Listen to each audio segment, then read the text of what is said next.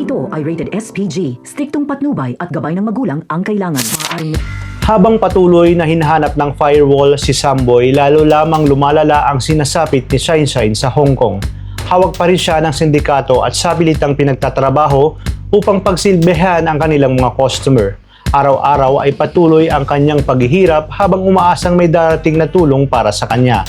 Kinabukasan, inilunsad ng firewall ang kanilang pinakadelikadong undercover mission upang hindi mahalata ng sindikato. Nagbihis sila bilang mga cosplay character. Nagkunwari si Galo bilang Mulawin, si Isa bilang Amihan, si Leila bilang Perena at si JJ naman ay bilang isa sa mga karakter ng Encantadia. Dahil sa dami ng tao sa arcade, naging mas madali para sa kanila ang makapasok ng hindi napaghihinalaan. Habang nasa loob ng operasyon ang kanilang mga kasamahan, sina Hex at Kali naman ang nagbabantay sa bawat galaw mula sa monitoring room. Napansin ni Hex na maraming batang humihinto upang magpa-picture kay Isa dahil paborito nila ang karakter nitong si Amihan.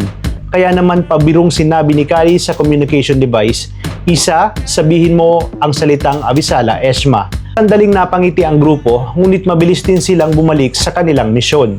Hindi nagtagal, natuntun ng firewall ang lugar kung saan itinatago ang mga batang biktima. Doon ay nakaharap nila ang mga lalaking nakasuot din ng costume na siyang nagbabantay sa sindikato. Agad na sumiklab ang matinding bakbakan. Sunod-sunod ang suntukan at palitan ng mga atake habang buong tapang na ipinapakita ni Galo, Isa, Lela at JJ ang kanilang husay sa pagkikipaglaban upang mailigtas si Samboy at mapigilan ang pagbebenta sa iba pang mga bata. Habang nagpapatuloy ang operasyon, tuloy-tuloy rin ang pagbibigay ng impormasyon ni Hex at Kali upang matulungan ang kanilang mga kasamahan.